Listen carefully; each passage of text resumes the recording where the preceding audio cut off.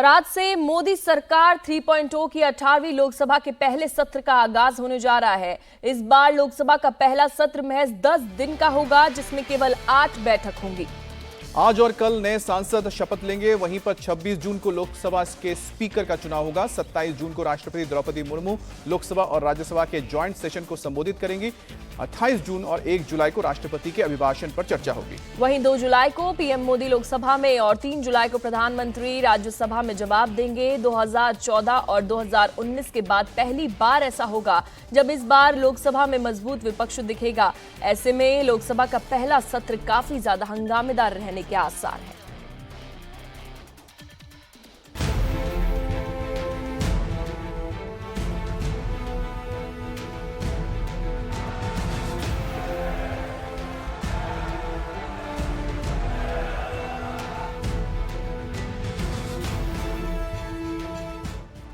मोदी सरकार के तीसरे कार्यकाल में 18वीं लोकसभा के पहले सत्र का आज से आगाज होने जा रहा है। 18वीं लोकसभा का पहला सत्र 17वीं लोकसभा के पहले सत्र से काफी अलग होगा। इस सत्र में नए सांसदों के शपथ से लेकर स्पीकर के चुनाव और विपक्ष के एक्शन पर सभी की निगाहें रहेंगी। 18वीं लोकसभा में विपक्ष की ताकत भी बड़ी है, तो ऐसे में सदन के भीतर का नजारा भी बदला होगा। Lok Sabha was not a great performing Lok Sabha session in 17th one, but 18th one will be a very fruitful one with a proper opposition and under the leadership of Rahul Gandhi ji in the parliament. We youngsters are also there, many of us will definitely fight for the people if at all the government takes the decisions which are not appropriate. 18वीं Lok Sabha का पहला सत्र महज 10 दिनों का होगा, जिसकी शुरुआत आज हो रही है, जो 3 जुलाई तक चलेगा। 10 दिन के इस सत्र में कुल 8 बैठकें होंगी। इस बार बीजेपी के उड़ीसा से लगातार 7 बार के सांसद भर्तृहरि मेहताब प्रोटेम स्पीकर बने हैं। कांग्रेस ने अपने 8 बार के सांसद के सुरेश को स्पीकर बनाने की मांग की थी, जिसे सरकार ने खारिज कर दिया। सरकार के इस फैसले पर विपक्ष सवाल खड़े कर रहा है। वहीं सरकार ने भी विपक्ष को आईना दिखाना शुरू कर दिया है। सबसे लंबे समय के लिए अनब्रोकन, जिसका बीच में कहीं हार नहीं हुआ हो, और सबसे लंबे कार्यकाल के लिए, कालखंड के लिए जो सांसद रहा है या मेंबर ऑफ पार्लियामेंट रहा है, कन्वेंशन के अनुसार, परंपरा के अनुसार उसे ही प्रोटेम स्पीकर बनना चाहिए। तो 18वीं लोकसभा में, 18th लोकसभा में सही मायने में देखा जाए तो परंपरा के अनुसार 7वीं बार अनब्रोकन रिकॉर्ड के साथ भर्तृहरि मेहताब कटक से सांसद है and he qualifies to become the pro tem speaker. Congress party हमें यहाँ पर परंपरा और कन्वेंशन सिखा रही है। आज इस प्रेस वार्ता में मैं कांग्रेस पार्टी से सटीक प्रश्न पूछना चाहता हूँ, और वह है 2004 का। 2004 में कांग्रेस पार्टी ने किस प्रकार से इस परंपरा को तोड़ा था। आज सबसे पहले प्रोटेम स्पीकर भर्तृहरि मेहताब राष्ट्रपति भवन जाकर शपथ लेंगे। प्रोटेम स्पीकर की सहायता के लिए 5 सांसदों को राष्ट्रपति ने पीठासीन अधिकारी बनाया है। इनमें कांग्रेस के सुरेश, टीएमसी के सुदीप बंदोपाध्याय, डीएमके के टीआर बालू, बीजेपी से राधा मोहन सिंह और फगन सिंह कुलस्ते का नाम शामिल है। लेकिन विपक्ष के तीनों सांसदों ने प्रोटेम स्पीकर की नियुक्ति के विरोध में अपना नाम वापस ले लिया है। प्रोटेम स्पीकर की शपथ के साथ ही 18वीं लोकसभा का काम शुरू हो जाएगा।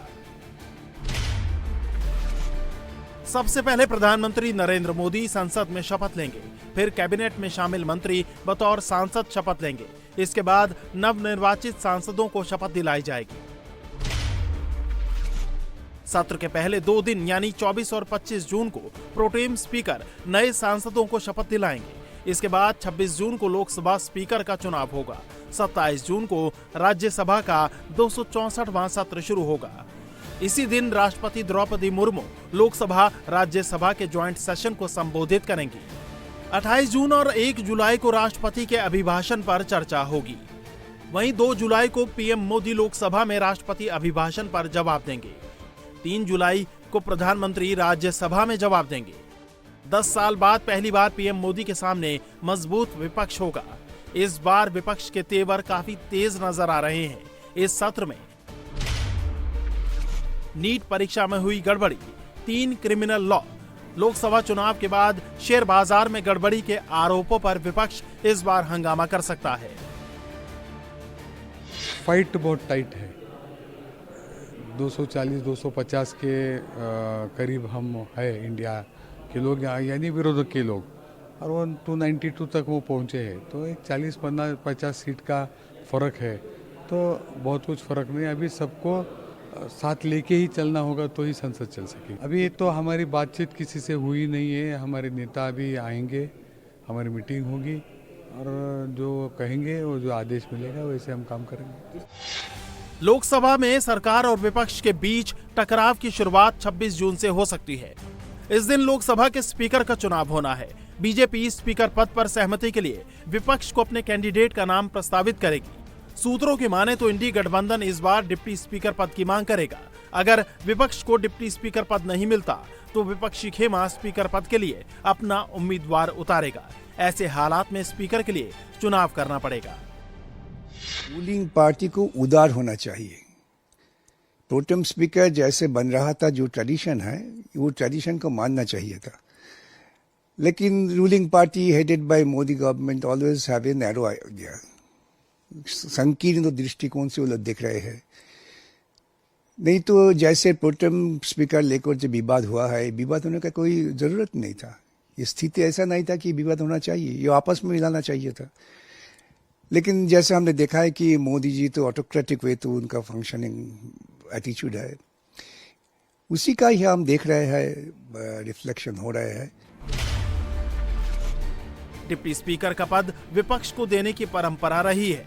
16वीं लोकसभा में एनडीए में शामिल रहे अन्ना द्रमुक के थम्बीदुरई को डिप्टी स्पीकर बनाया गया था, जबकि 17वीं लोकसभा में डिप्टी स्पीकर का पद खाली रहा था।